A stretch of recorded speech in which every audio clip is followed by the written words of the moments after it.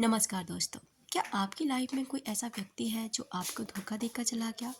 आपका इतना प्यार दिखाने के बावजूद भी वो व्यक्ति आपको एकदम से छोड़ देता है, अकेला छोड़ देता है। जो कल तक ये कहता था कि आप उसके लिए पूरी दुनिया हैं या आप उसके लिए बहुत मायने रखते हैं, आप उसके लिए कोई मायने नहीं रखते। क्या कोई ऐसी स्थिति आपके साथ भी बनी है? वो इंसान कोई भी हो सकता है, कोई भी, आपका पति, आपकी पत्नी या फिर आपके माता पिता से आपके संबंध पहले बहुत अच्छे होते हैं और आज आपका संबंध बहुत ख़राब है। कोई आपका दोस्त या परिवार का कोई भी सदस्य जो पहले आपके साथ बहुत प्यार से रहते थे, लेकिन आज उनका आपसे इतना ज़्यादा अच्छा संबंध नहीं है। ज़रा सी बात पर वो संबंध ख़राब हो गया। और सबसे बड़ी बात तो हम यहाँ पर इस चीज़ को लेते हैं कि कोई एक इंसान हमारी लाइफ में आता है, वो खुशियाँ भरता है और हमें मिलता है। हमें ऐसा लगने लगता है कि जैसे हमें जन्नत मिल गई, पता नहीं क्या मिल गया। और उन दिनों को हमें ऐसे जीते हैं जैसे हमसे बड़ा कोई शहंशाह नहीं। लेकिन धीरे धीरे कुछ ऐसा होने लगता है कि जो इंसान हमारे बिना नहीं रहता था, एक पल भी हमारी हमसे दूरी उसको बर्दाश्त नहीं होती थी, आज वो इंसान हमसे दूर रह के काफ़ी खुश रहता है। आखिर होता ही क्यों है ऐसा? आखिर अगर हमें बिछड़ना ही था तो मिलाया ही क्यों गया? जब हम दोनों एक दूसरे की लाइफ में थे नहीं या फिर डेस्टिनी में नहीं थे, तो हम लोगों के बीच में प्यार पैदा क्यों किया? अगर आपका भी ऐसा कोई भी इन सवालों में से एक सवाल है तो ये वीडियो आपके बहुत काम आ सकती है। चलिए इस बात को थोड़े डीप गहराई के साथ समझते हैं कि आखिर में हमारे साथ ऐसा क्यों होता है। पहली बात डियर, यहाँ पर ये जो जीवन है ना हमारा, ये कर्मों के आधार पर है। कर्मों के बिना ये जीवन बिल्कुल भी नहीं है। आप भक्ति नहीं करेंगे चलेगा, आप किसी को नहीं मानेंगे चलेगा, लेकिन अगर आप कर्म नहीं करेंगे तो नहीं चलेगा। क्योंकि जीवन में जो कुछ भी हमारे पास आता है वो हमारे कर्मों से ही निर्माण होता है, चाहे वो किसी भी जन्म के हों। आज अगर हम किसी परिस्थिति से गुजर रहे हैं ना, बहुत ही बुरी परिस्थिति से, तो वो हमारे ही कर्मों का और हमारे ही विचारों का परिणाम है।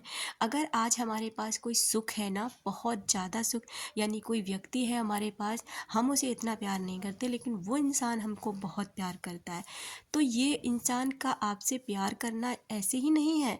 इस इंसान का ना आपका कोई पिछले जन्म का ऐसा कर्मा है जो आपने उस व्यक्ति को बहुत प्यार दिया उस समय पर। आज वो अपने उस चीज़ को ना आपसे चुका रहा है, यानी कि आपको उसका फल दे रहा है जो उस जन्म में वो नहीं दे पाया। ठीक उसी तरह क्या होता है कि कोई व्यक्ति जब आपकी लाइफ में आता है, उस इंसान के साथ आपका कर्मा होता है। जैसे कि मान लीजिए आपने पिछले जन्म में, हम सभी एक एनर्जी हैं, हम सभी जानते हैं ये शरीर छोड़कर हमें जाना होता है और दूसरा शरीर हमें मिलता है एक नेक्स्ट जन्म में।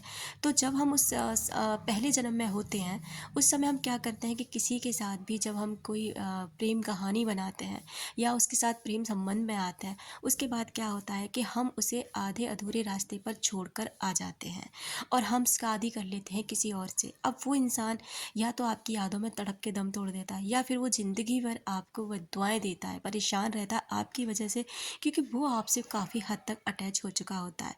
अब यहाँ पर क्या होता है कि अब वो इंसान आपसे बदला लेगा, क्योंकि कुदरत है, वो कुदरत आपसे बदला ज़रूर दिलाती है। तो क्या होता है ना कि जब वो इंसान वहाँ से उस जन्म से इस जन्म में आएगा ना, तब वो इंसान फिर से आपकी लाइफ में आएगा, प्रेमी के रूप में, प्रेमिका के रूप में, पत्नी के रूप में, पति के रूप में, भाई बहन किसी के भी रूप में वो आएगा।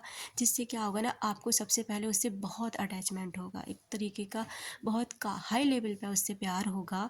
लेकिन जब आप उसको लगेगा ना, यूनिवर्स को, कि हाँ अब तुम ना पूरी तरह से परिपक्व हो चुके हो प्यार में, यानी अब यहाँ पर ना आपको परेशान करने का मौका है, तो उस समय पर उस इंसान के अंदर धीरे धीरे नेगेटिविटी आपके प्रति भरती है। या तो वो क्या करेगा आपको पता है, या तो वो किसी और को अपनी लाइफ में लेकर आएगा, या आपसे उसका मन भर जाएगा, या फिर वो आप में कमियां ढूंढने लग जाएगा, या फिर वो कुछ ऐसे हादसे आपके दोनों के साथ में होने लग जाएंगे कि आप दोनों में आने लग जाएंगी दूरियां।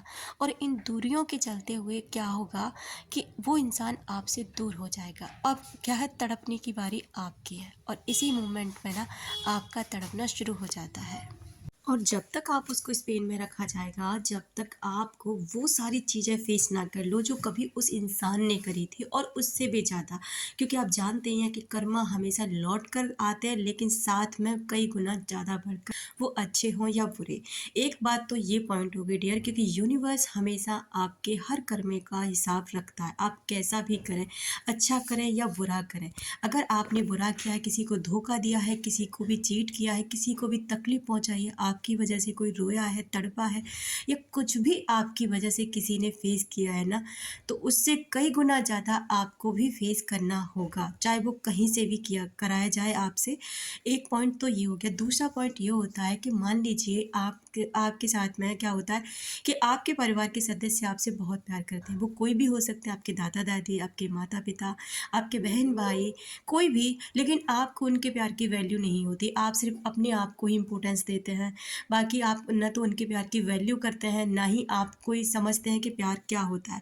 फिर आपको क्या होगा कि इसी चीज़ का सबक सिखाने के लिए कि आप दूसरों के प्यार की वैल्यू नहीं करते, उनको तकलीफ़ देते हैं और आपकी वजह से वो लोग कितने परेशान हैं, तो आपको भी ऐसे फ़ेस में डाला जाएगा, जहाँ किसी से आप प्यार करेंगे लेकिन आपको वहाँ से प्यार नहीं मिलेगा।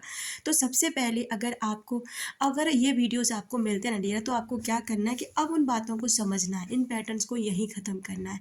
आप क्या करेंगे, अपनी हीलिंग कीजिए, कार्मिक हीलिंग कीजिए, अपनी हीलिंग कीजिए, अपना सेल्फ लव करना शुरू कीजिए और उस इंसान से भी माफ़ी माँगिए जो इंसान आपको कष्ट दे रहा है, क्योंकि आपने उसे कष्ट दिया है इसलिए आपको कष्ट दिलाया जा रहा है। वो इंसान भी आपकी लाइफ में लौट कर आ सकता है बिल्कुल ठीक होकर, अगर आप अपनी कर्मा मान लेते हैं कि हाँ, मेरे ही कर्मा की वजह से ये इंसान ने मुझे तकलीफ़ दी है। क्योंकि आपके पास कुछ भी ऐसा नहीं आता जो अलग से हो, वही लौट कर आता है जो आपने दिया है। आप किसी के प्यार की वैल्यू नहीं करेंगे, आपके प्यार की वैल्यू नहीं की जाएगी। आप किसी को इम्पोर्टेंस नहीं देंगे, आपको इम्पोर्टेंस नहीं दी जाएगी। अगर आप किसी को चीट करेंगे, आप किसी को तकलीफ़ देंगे, तो आपको भी उन तकलीफ़ों से गुज़रना होगा और यही रियलिटी है। तो इस बात को जितनी जल्दी आप समझ लेंगे उतना ही अच्छा है। कोई इंसान आपको छोड़ के जा चुका है, तकलीफ़ में बहुत ज़्यादा परेशान हो, डिप्रेशन में हो, आज से अभी से उस व्यक्ति से माफ़ी मांगना शुरू कर दीजिए। उसके पास नहीं जाना है, ये गलती भूल कर भी मत करना कि उस इंसान के पास जाकर माफ़ी मांगो। उसे तो पता ही नहीं है कि वो किस जन्म का आपसे बदला ले रहा है, क्योंकि ये तो यूनिवर्स का फैसला है। आपको यहीं से अपनी सोल से, अपने परमेश्वर के सामने, जहाँ भी आप पूजा करते हैं उनके सामने, उस इंसान को अपने थॉट्स में बुलाकर माफ़ी मांगनी और डेली माफ़ी मांगनी है, तब कहीं जाकर आपको हीलिंग मिलेगी। तो आप जैसे कर्म करेंगे डियर, वैसा ही फल आपको मिलेगा ही मिलेगा, यही रियलिटी है।